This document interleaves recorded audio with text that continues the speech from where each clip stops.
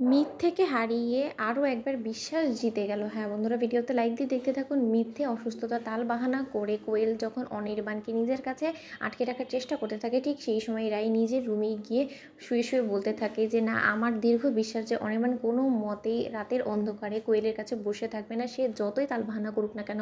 ওদিকে কোয়েল বলতে থাকে যে কী রাই, দেখেছো তো, এখন নিশ্চয়ই একটু একটু করে তুমি হিংসে করছো যে রাত এতটা হয়ে যাওয়ার শর্ত কেন অনির্বাণ আমার কাছে পড়ে আছে, কারণ অনির্বাণ এখন আমার কাছেই পড়ে থাকবে, কারণ ও যত পর্যন্ত না আমি সুস্থ হচ্ছি তত পর্যন্ত আমার মাথা কাছে যাতে বসে থাকে সেই ব্যবস্থা এবার আমি করব। একটু একটু করে এভাবেই করি তো আমি আমার অনির্বাণকে আমার কাছে আরও একবার ফিরিয়ে আনবো আর তোমার কাছ থেকে চিরতরে দূরে সরিয়ে দেবো। দিকে এই কথা বলা মাত্র অনির্বাণ কোয়েলের দিকে সন্দেহ করে বলতে থাকে যে দেখো কোয়েল, তোমারই অসুস্থতাটা আমার মনে হয় না যে এতটাও সিরিয়াস, যে আমার গোটা রাত তোমাকে বসে এখানে পাহারা দেওয়াটা কোনো প্রয়োজন আছে। আর সত্যকার অর্থে তোমার যদি এতটাই শরীর খারাপ করেই থাকে তাহলে তুমি সময় থাকতে রাই যখন জাগনা ছিল তখন তুমি রাইকে কেন বললে না বলো তো? তাহলে হয়তো বা ও তোমার কোনো একটা ট্রিটমেন্ট করে দিতে পারতো, তাই না? তার থেকেও বড় কথা, তুমি যদি দিনের বেলা ওকে বলতে, ও নিশ্চয়ই তোমাকে ডাক্তারের কাছে নিয়ে গিয়ে তোমার একবার চেক আপ করিয়ে আনতে পারতো। তাই আমি তোমাকে বলে দিচ্ছি, তোমার যদি সত্যকার্যে এতটাই মাথা যন্ত্রণা করে তাহলে আমি তো আর তোমার মেডিসিন হতে পারবো না, তাই না?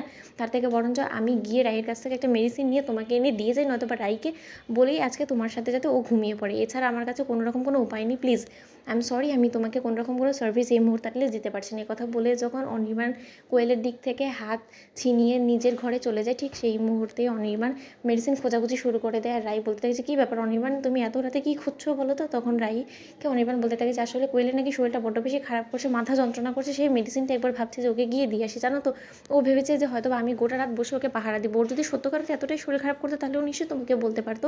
আর আমি তোমাকে খুব ভালো করে বলে দিচ্ছি, ওর ইন্টেনশন কিন্তু আমার মোটেও ঠিক বলে মনে হচ্ছে না, তাই তুমি বরঞ্চ গিয়ে ওকে মেডিসিনগুলো দিয়ে আসো। ওদিকে কথা বলা মাত্র রাই বলতে থাকে যে অনির্বাণ, আমি খুব ভালোভাবেই জানতাম যে আমার বিশ্বাস জিতবে আর কোয়েলের মিথ্যাটা ডুববে। ওদিকে এই কথা বলা মাত্র রাই কোয়েলকে মেডিসিন দিতে গিয়ে বলতে থাকে যে কি কোয়েল, দেখেছো তো, তোমাকে আমি বলেছিলাম না তোমাকে আমি পদে পদে মার দিয়ে দিব, কারণ আমার বিশ্বাস অতটা ঠুমকো না। আমার বরের উপর আমার দীর্ঘ বিশ্বাস ছিল যে ও কোনোদিনও আমার সাথে এরকম করে ঠকবাজি করবে না, আর ও আমার বিশ্বাসকে যথেষ্ট পরিমাণে সম্মান করে ও আজকে আমার ঘরে ফিরে এসেছে, কারণ আমার বিশ্বাসটা অটুট ছিল ওর উপরে। আর তুমি কী করেছো, মিথ্যের আশ্রয় নিয়েছো, কিন্তু দেখেছো তো তুমি মিথ্যে আশ্রয় নিয়েও অনির্বাণকে নিজের কাছে আটকে রাখতে পারলে না, কারণ তোমার ভালোবাসাটা ওর প্রতি শুধুমাত্র একটা লড়াই জেতার জন্য, এছাড়া কোনো কিছুই না। তুমি এতটাই এই লড়াইয়ে জেতার জন্য উদ্বিগ্ন হয়ে পড়েছো যে তুমি ভুলে গিয়েছো যে তুমি এখন আর অনির্বাণের জীবনে এক্সিস্ট করো না। অনির্বাণের জীবনে যদি সত্যিকার অর্থে কেউ এক্সিস্ট করে থাকে সেটা একমাত্র রাই, আর রাই শেষে এই খেলায় জিতবে, তুমি দেখে নিও। তখন কোয়েল বলতে থাকে যে এতটা অস্থির হয়ে পড়ছো কেন বলো তো?